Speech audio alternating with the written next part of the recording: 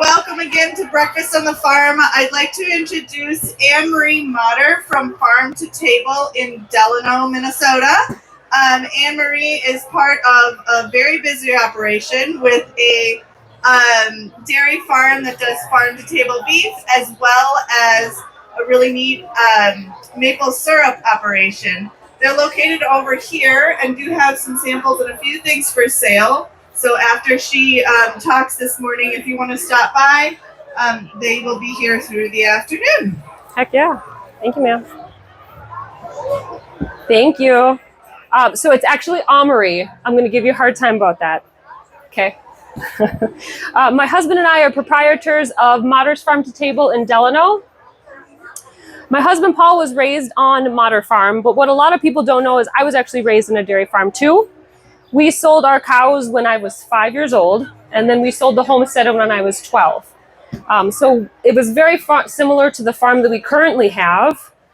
And that instilled a passion for animals, instilled a passion for working hard.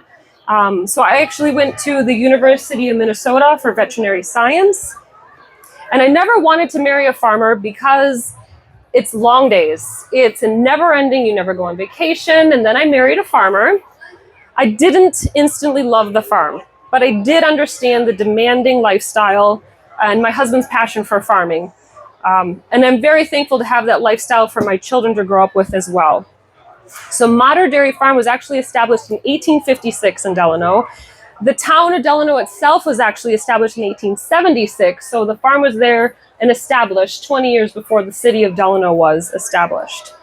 Our two boys are 7th generation Motters on the farm, Mr. Benjamin being one of them. On our farm, we milk 65 cows, so it's really small compared to basically anything around. It's a really small operation, and we like it that way. We don't have intentions of growing. In addition to the dairy cows, we raise all the calves on our farm, and we have what's called a closed herd. We have a closed herd, so we don't buy any of the cows. What's born on our farm stays on our farm. We grow all the crops that our cows are fed, and that takes a lot of work. Basically, our growing season is very short, so we have to grow as much as possible quickly. We do farm direct beef monthly. The beef is ethically raised and raised with respect. And all the information, if you're interested in beef, is on our website. I'm not going to go through that now.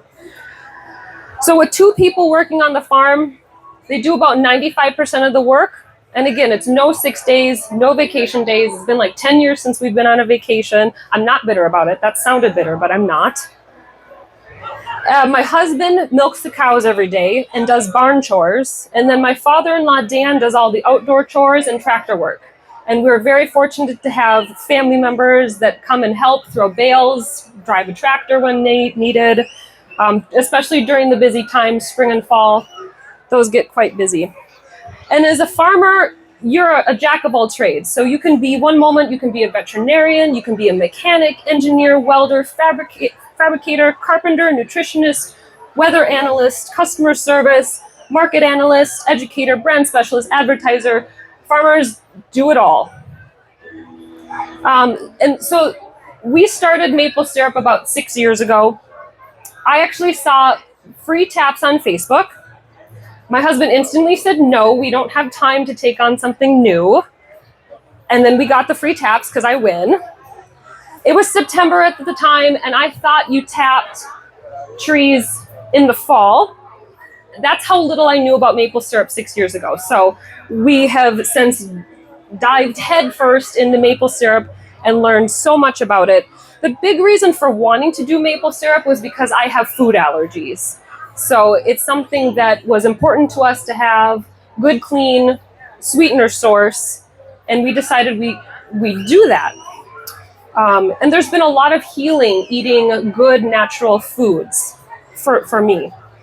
Also at that time, about 6 years ago, we were talking about taking over the farm, and it was something that we could produce and sell direct to customers and set prices. And that's really hard to do in the farming industry, is set your own prices. A lot of it's commodity based and market based. So this is something where we could set our prices as we needed.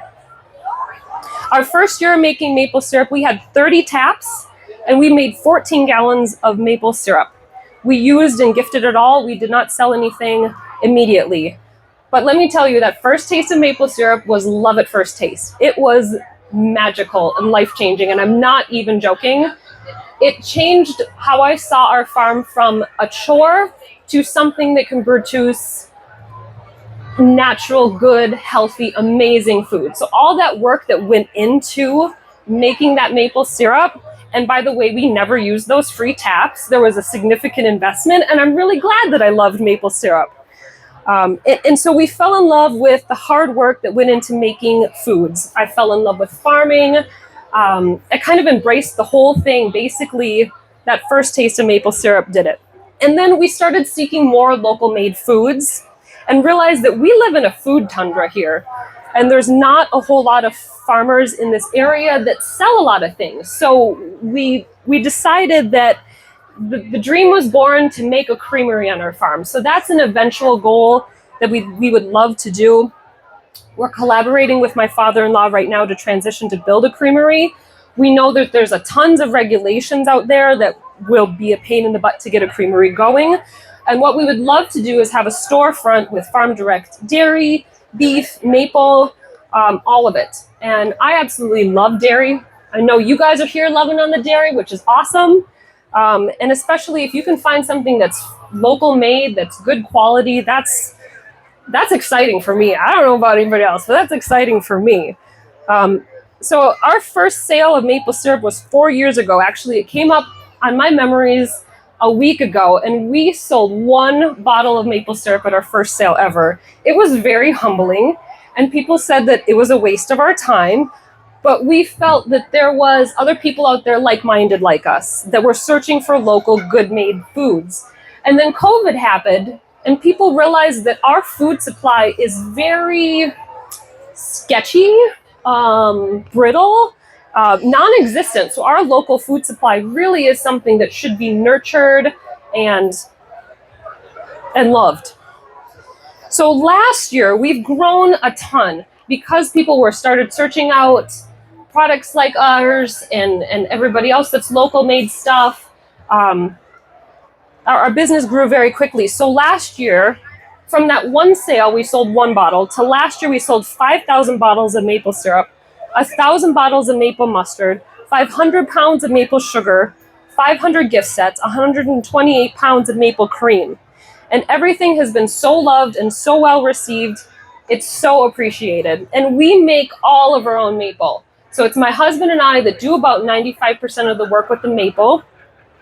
We do everything from designing the labels to filling the bottles at the perfect temperature, shrink wrapping the caps, mixing maple sugars, putting together the gift sets, and then events, unloading, reloading the car, getting up at the butt crack of dawn, which I'm not a morning person. That is literally my least favorite thing about events. But I love seeing people taste and fall in love with our products for this first time. And we also really enjoy innovation and making new products and new flavors. I think that's kind of where where we do really well at, is making new flavors. Especially if you're a foodie, you like to cook. Yeah. So the products that we have obviously pure maple syrup. We have cinnamon maple syrup. We have coffee maple syrup, jalapeno maple syrup, pumpkin spice maple syrup, bourbon barrel aged maple syrup, whiskey barrel aged maple syrup. Coming soon, in the next month, we'll have vanilla bean aged maple syrup. We just have to make the label for it. We have maple mustard that has become a bestseller, and it's awesome. I've been told it's life-changing, and I'm rolling with it. It's magic mustard. We have maple sugar, cinnamon maple sugar, hickory maple sugar, maple candies, maple cream, maple cotton candy, which I did not want to make, but this stuff is delicious. I'm not a cotton candy fan, but I like our maple cotton candy. And we have maple sugar pancake mix, maple nuts, and then we've got gift sets. So I've got gift sets for Father's Day. We sell a lot for Christmas. And we do have free shipping on our website, which is a lot of people take advantage of. We do, and we ship all over the country. If you want samples, check our tent. We can get you samples. So this last year, in 2023, we had 1,000 taps. We collected 19,000 gallons of maple sap. and we made 437 gallons of finished maple syrup. On our farm, we have a dedicated maple sugar shed. We have a large stainless steel evaporator specifically for maple syrup. We have tubing systems and main lines. So each collection point will have main lines that come into the collection point. And then on those main lines, there's like a spider web. So there's tubing that comes out and is attached to each tree with a tap. We do have a vacuum system, and we have collection tanks. So getting that much sap all at once, you have to have a lot of collection tanks. And our collection tanks, we try to go with stainless steel. We try to avoid plastics. Again, this is something that I'm eating. I want it as healthy as possible. I want to avoid plastics, since plastics will leach into your food, especially at warmer temperatures. When we clean our equipment with food-grade hydrogen peroxide, not bleach, food-grade hydrogen peroxide will oxidize back into water. So you're not eating bleach chemicals and particles that may reside in the lines even after rinsing them out. We don't use any type of chemical defoamers. And the best part is that our trees are in organic soil, so there's no yard chemicals that are being sucked up and put out into the sap as well. We have mature woods. They've never been touched, and we're very lucky and very fortunate for the land that we have and the woods and the trees that we are lucky enough to use. Maple syrup is very different than pancake syrup. So I think maple syrup gets a really bad reputation and thought of as no nutritional value because of the pancake syrup, when in fact, maple syrup is packed full of antioxidants, and it actually has tons of vitamins and minerals. Maple syrup also has an enzyme that helps reduce excess glucose in your bloodstream. It will still affect your bloodstream, but your glucose, but you won't get any crazy highs or lows. Maple syrup is made from sap from maple trees. So if that's not obvious, I just said it. You tap trees in the spring. You need the trees to be, temperatures to be below freezing at night and above freezing during the day to get that pressure shift for the sap to be pushed out of the trees. And sap will turn sour once your tree's buds open. So there's a definite end to our season. You can taste it. The sap will turn like a swampy, it's not pretty. So you have to dump things at that point. Sap sugar content is an average of 2 to 2.5%. And we've had it as low as 1.2 and as high as 5%. And that makes a huge difference in your ratios. So you take the sap and then you boil it. And if it's about average, you're going to boil, it's 40 gallons of sap to 1 gallon of maple syrup. Or if it's at a high of 5% sugar, you're at 20 to 1 or less. Or you could be low sugar and you're boiling 80 gallons of sap to make 1 gallon of maple syrup. Finished maple syrup is 68 bricks, and each brick is a 1% sugar content. So we take our sap averaging 2% and we boil it until we get to 68. And there's equipment that we use specifically to test when the maple syrup is done. So with our sap lines and vacuum system, this year we have about 24,000 feet of tubing, and all that tubing it stays up for about 5 years. When we take the taps out of the trees, we put a little bit of the food-grade hydrogen peroxide into the lines, and that will stay in there until next year when we flush it all out. But that system then stays contained, and it doesn't grow bacteria and things that you don't want, especially if you're putting the food-grade hydrogen peroxide in there. It creates this system that everything stays clean at. With our vacuum system, we create an ideal low-pressure system where we get up to 3 times more sap. It does not hurt the trees. I've heard the analogy that it's like donating blood. If you give small amounts, it doesn't hurt the trees. And we also get very little sap from the trees naturally that they are producing in a season. So if a tree is putting out sap all over the tree through crevices, we're still getting a really low percentage even on vacuum systems. But it helps us to maximize what we can get, the sap that we can get. Storage of sap is really important to keep the temperatures low. When sap is a warm temperature, the bacteria in it will grow and eat the sugar, and then it turns bad. So we have to dump it then. There are over 100 varieties of maple trees. We tap two different types of trees. We tap silver maples and sugar maples. So that's your typical hard maples.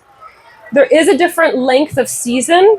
So sugar maples actually have a longer season than silver maples because silver maples buds open sooner than sugar maples. And sugar maples have slightly higher sugar content than silver maples. So we have our own silver maples actually on a separate line that we can turn off when they bud open so that we can continue collecting the sap from the silver maple, or the sugar maples rather. The soil content that we have in our area is very fortunate. We have amazing soil content that creates a really rich, robust maple syrup flavor. And it comes from the vitamins and minerals that we have in the soil that our trees are in, and the fact that it's organic soil. So they've never been touched, and it's just how nature intended it. And then there are different grades of maple syrup. There's no longer actually grade A and grade B. That changed about 5 years ago.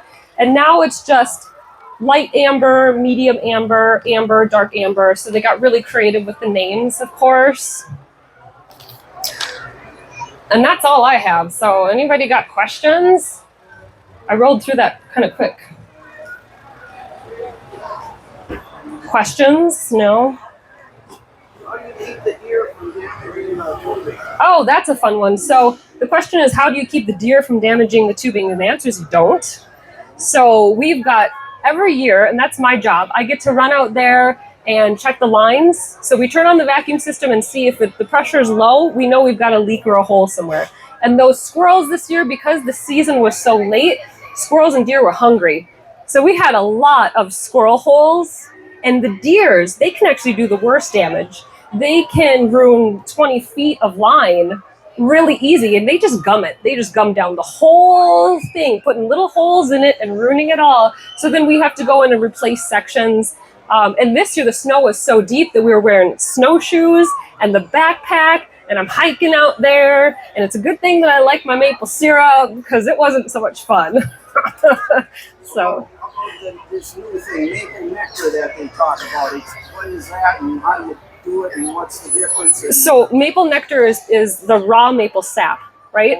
Is that it? So that's what I've heard. So maple nectar is the sap from the trees, and people are drinking it like coconut water, right? So that's because it's full of electrolytes and vitamins, minerals. So it's the new thing. It does need refrigeration because it's like sap. It's a raw product and it needs to be kept refrigerated.